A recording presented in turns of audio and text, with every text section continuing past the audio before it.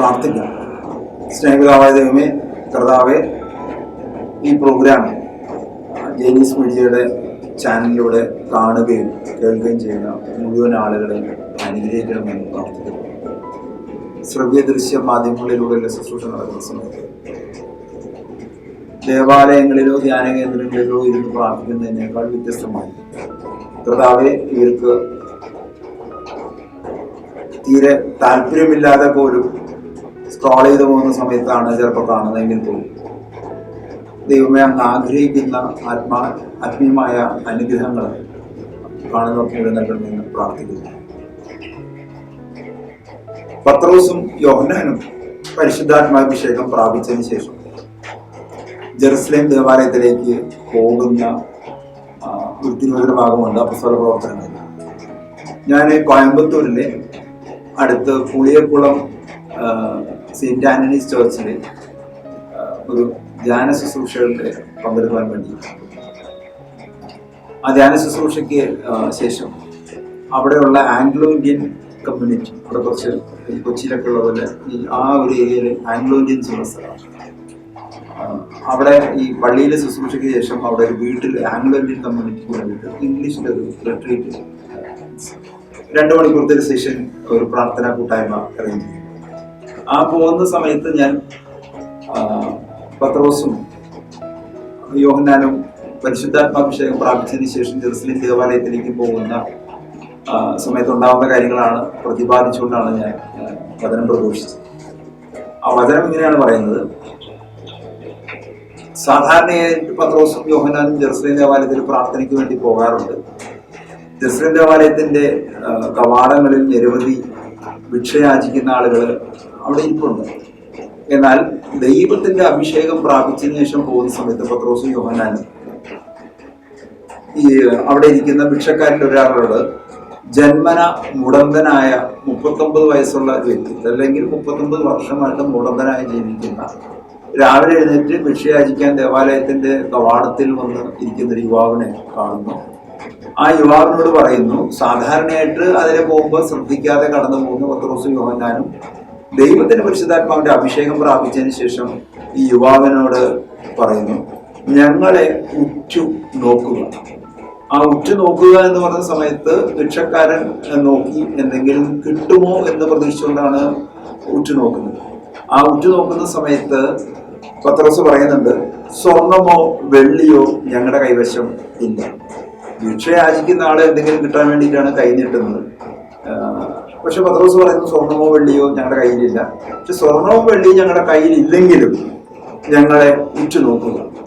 ആ ഉറ്റുനോക്കുക എന്ന് പറഞ്ഞ സമയത്ത് ഈ ഭിക്ഷക്കാരൻ ഇവരുടെ കണ്ണുകളിലേക്ക് നോക്കുന്നു. ആ നോക്കുന്ന സമയത്ത് പത്രോസ് ആജ്ഞാസ്വരത്തിൽ പറയുന്നു, എന്റെ കയ്യിൽ സ്വർണവും വെള്ളിയും ഇല്ലെങ്കിലും എന്റെ കയ്യിൽ ഒന്നുണ്ട്, അത് യേശുവിന്റെ നാമമത്രേ, കർത്താവായ യേശുവിന്റെ നാമമത്രേ. ആ കർത്താവായ യേശുവിന്റെ നാമത്തിൽ എഴുന്നേറ്റ് നടക്കുക എന്ന് കൽപ്പിച്ച വഴിക്ക് ഈ മുടന്തനായ മനുഷ്യൻ എഴുന്നേറ്റ് നടന്നു. അവൻ തുള്ളിച്ചാടി, കുതിച്ച് തുള്ളിച്ചാടി ജെറുസലേം ദേവാലയത്തിൽ വിളിച്ചെന്ന് ദൈവത്തെ സ്തുതിച്ചു, ആരാധിച്ചു. ഈ തിരുവചന ഭാഗങ്ങളെ അടിസ്ഥാനപ്പെടുത്തി ഞാൻ അവിടെ പ്രസംഗിക്കുകയും ഇത് കഴിഞ്ഞിട്ട് അവിടെയുള്ള ആളുകൾക്ക് ഏതെങ്കിലും തരത്തിലുള്ള ശാരീരിക രോഗമുണ്ടെങ്കിൽ സൗഖ്യം ഉണ്ടാവാൻ വേണ്ടി പ്രാർത്ഥിച്ചു.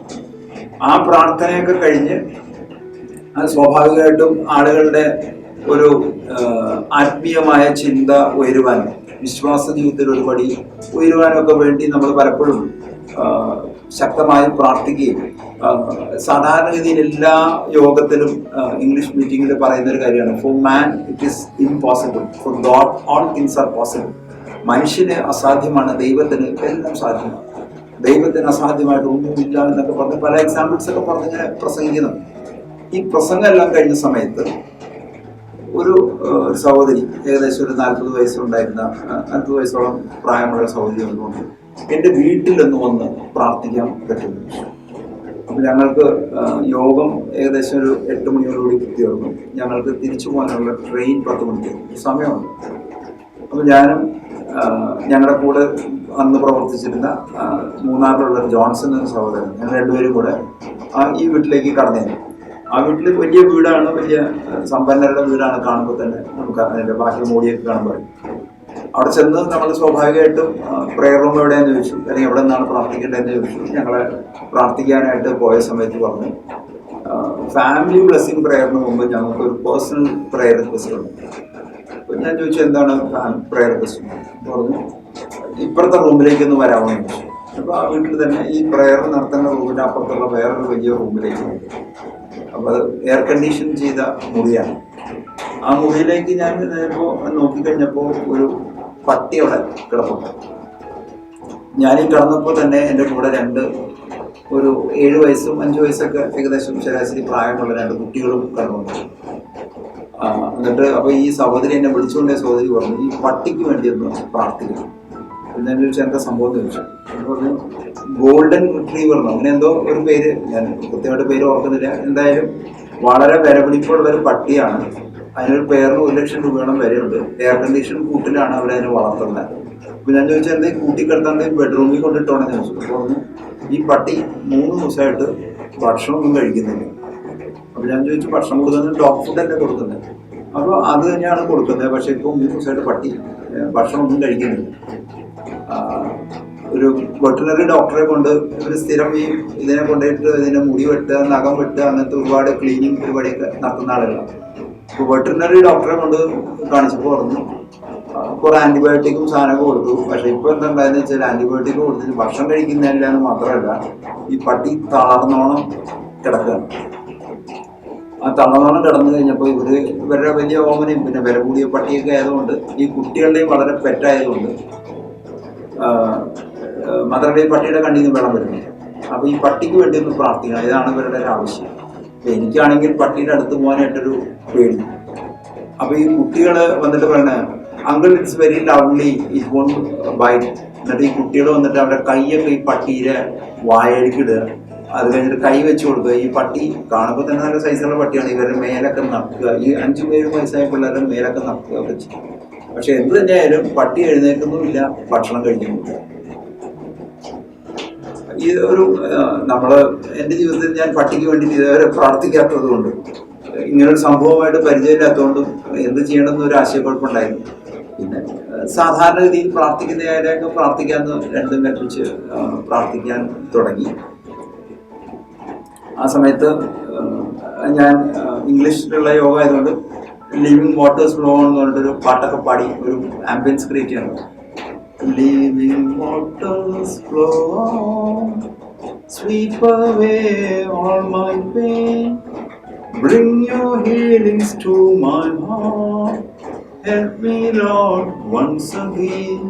ഈ പാട്ട് ഒക്കെ പാടി. അപ്പോൾ ഈ പാട്ട് പാടി വഴിക്ക് അവിടെയുള്ള ആംഗ്ലോ ഇന്ത്യൻസ് ആയതുകൊണ്ട് ഈ പാട്ട് അവർക്ക് ക്ലിയർ ആയതുകൊണ്ട് അവരെല്ലാം ചേർന്ന് പാടാനായിട്ട് തുടങ്ങി. അങ്ങനെ പാട്ടൊക്കെ പാടി ഞങ്ങളൊരു മൊത്തത്തിലൊരു ആംബിയൻസ് ക്രിയേറ്റ് ചെയ്ത സമയത്ത് ഈ സാധാരണ രീതിയിൽ ഒരു കുഞ്ഞ് പ്രാർത്ഥന ചോദിക്കുക അവസാനിക്കും. പക്ഷെ എനിക്ക് പെട്ടെന്ന് എൻ്റെ മനസ്സിൽ തോന്നി ഈ പട്ടിക്ക് ഒരു ഭക്ഷണം കൊടുക്കും. ആ ഭക്ഷണം കൊടുക്കാൻ വേണ്ടി ഞാൻ അവരോട് പറഞ്ഞു ഈ പട്ടിക്ക് കൊടുക്കുന്ന കുറച്ച് പാല് കൊണ്ടുവരണം. ആ പാല് അവരൊരു ഗ്ലാസ്സിൽ കൊണ്ടുവന്നു. ആ ഗ്ലാസ്സിൽ കൊണ്ടുവന്നപ്പോൾ ഞാൻ എല്ലാവരോടും പറഞ്ഞു, അവിടെ ഉണ്ടായിരുന്ന ആളുകളോട് പറഞ്ഞു നിങ്ങൾ ഈ ഗ്ലാസ്സിൽ നിന്ന് എല്ലാവരും കൈ നീട്ടി. എന്നിട്ട് പറഞ്ഞു ഞാനിങ്ങനെ പ്രാർത്ഥിച്ചു, Oh God, make this cup of milk the blood of Jesus. And when the last drop of blood came down from the heart of Jesus, it healed Longinus who tried to pierce the heart of Jesus. And if the milk becomes the blood of Jesus, this blood is going to heal this dog, which is a creation of yourself. ഇങ്ങനെ പറഞ്ഞ് നമ്മൾ പ്രാർത്ഥിച്ചു. ആ പ്രാർത്ഥനയെല്ലാം കഴിഞ്ഞിട്ട് പറഞ്ഞു, ഞാൻ ഈ കുഞ്ഞുങ്ങളോട് പറഞ്ഞു പട്ടിയുടെ വായ തുറന്നു പിടിക്കാൻ പറഞ്ഞു. ഞാൻ ഈ പ്രാർത്ഥിച്ച് ഈ പാലിൻ്റെ മുകളിൽ ഒരു കുരിശൊക്കെ വെച്ച് പട്ടിയുടെ വായിലേക്ക് കുറച്ച് പാൽ ഒഴിച്ചു കൊടുത്തു. ആ ഗ്ലാസ്സിലുള്ള പാല് മുഴുവൻ പട്ടി കുടിച്ചു. അപ്പം 3 ദിവസത്തിന് ശേഷം ആദ്യമായിട്ടാണ് പട്ടി എന്തെങ്കിലും ഭക്ഷണം കഴിക്കുന്നത്.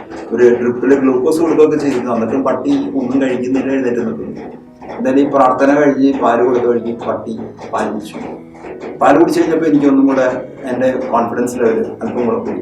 നമുക്ക് കുറച്ച് ബ്രിങ് സം ഡോഗ് ബിസ്ക്കറ്റ്സ്, പട്ടിക്ക് സാധാരണയായിട്ട് കൊടുക്കുന്ന കുറച്ച് ബിസ്ക്കറ്റ്സ് ഒക്കെ കൊണ്ടുവന്നു.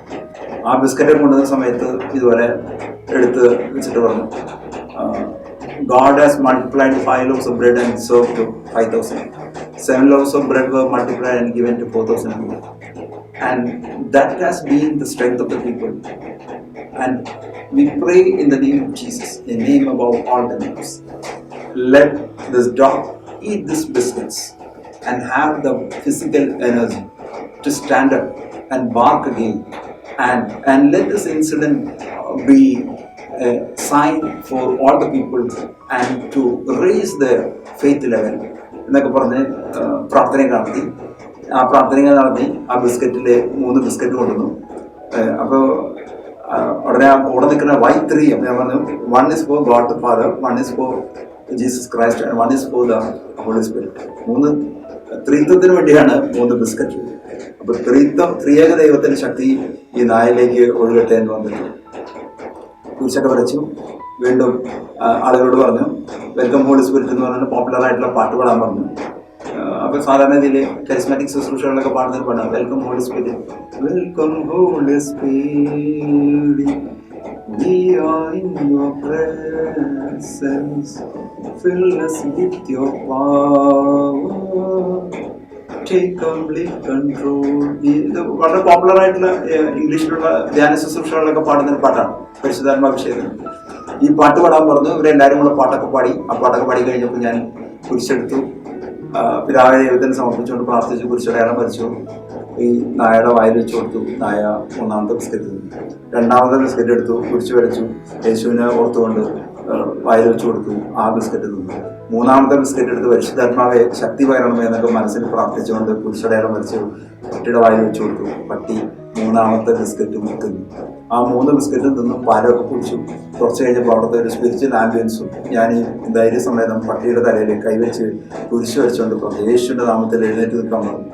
അപ്പോൾ തന്നെ 3 ദിവസമായിട്ട് തളർന്നു കിടന്ന പട്ടി എഴുന്നേറ്റ് നിൽക്കുകയും ഭക്ഷണം കഴിക്കുകയും അത് എഴുന്നേറ്റ് അവരുടെ പ്രയർ റൂമിലേക്ക് ഫ്രണ്ട് റൂമിലേക്ക് നടന്നു വരികയും അവിടെ കൂടിയിരുന്ന ആളുകളുടെയൊക്കെ വിശ്വാസവർദ്ധനയ്ക്ക് വലിയ ഒരു അടയാളമായി മാറുകയും പിന്നീട് വേളാങ്കണ്ണിയിൽ നടക്കുന്ന ഇംഗ്ലീഷിൽ നടക്കുന്ന ധ്യാനങ്ങളിലേക്ക് ആ ഭാഗത്തുള്ള ഒട്ടുമുക്കാൽ കുടുംബങ്ങളിൽ നിന്നുള്ള ആളുകൾ വേളാങ്കണ്ണിയിൽ വന്ന് ധ്യാനിക്കുകയും പ്രാർത്ഥിക്കുകയും ഒക്കെ ചെയ്തു.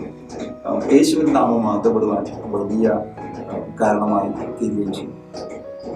നിങ്ങളുടെ ജീവിതത്തിൽ ഇതുപോലെ ഏതെങ്കിലും തരത്തിലുള്ള മൃഗങ്ങൾ വീട്ടിൽ വളർത്തുന്ന നായ്ക്കളോ കിളികളോ മത്സ്യമോ മുയലോ ഏതെങ്കിലും തരത്തിലുള്ള ഓമനമൃഗങ്ങൾക്ക് എന്തെങ്കിലും രോഗപീഠ വന്ന് ചികിത്സിച്ചിട്ടും ഭേദമാവാൻ നിൽക്കുകയാണെങ്കിൽ അവയെല്ലാം യേശു ക്രിസ്തുവിന്റെ നാമത്തിൽ സൗഖ്യം പ്രാപിക്കട്ടെ എന്ന് പ്രാർത്ഥിക്കുന്നു. എല്ലാ നാമങ്ങൾക്കും മേലായ നാമം യേശുവിന്റെ നാമം. ആ യേശുവിന്റെ നാമത്തിന്റെ ശക്തി കർത്താവെ ഇപ്പോൾ ആരെല്ലാം എന്നോട് കൂടെ ചേർന്ന് പ്രാർത്ഥിക്കുന്നു, ആർക്കെല്ലാം വേണ്ടി പ്രാർത്ഥിക്കുന്നു, അവരിലേക്കെല്ലാം ദൈവശക്തിയുടെ വ്യാപാരം സംഭവിക്കട്ടെന്ന് പ്രാർത്ഥിക്കുന്നു. ഇപ്പോൾ ഇവിടെ പരിശുദ്ധാത്മാവെ കടന്നു വരണമേ. ശക്തമായ സാന്നിധ്യം കൊണ്ട്, അടയാളങ്ങൾ കൊണ്ട്, അത്ഭുതങ്ങൾ കൊണ്ട് ദൈവവേലയെ ശക്തിപ്പെടുത്തുകയും ബലപ്പെടുത്തുകയും ചെയ്യണമെന്ന് യേശു ക്രിസ്തുവിന്റെ നാമത്തിൽ നിന്ന് പ്രാർത്ഥിക്കുന്നു. ഈ പ്രാർത്ഥനകളെല്ലാം പരിശുദ്ധാത്മാവിലൂടെ യേശു ക്രിസ്തു വഴി പിതാവായ ദൈവത്തിന് ഞങ്ങൾ സമർപ്പിക്കുന്നു. പ്രാർത്ഥന കേട്ട് പ്രാർത്ഥനയ്ക്ക് പ്രത്യേകം നൽകുന്നതിന് ഓർക്കുകയും ഞങ്ങളുടെ നന്ദി പറയുകയും ചെയ്യുന്നു. ആമേൻ.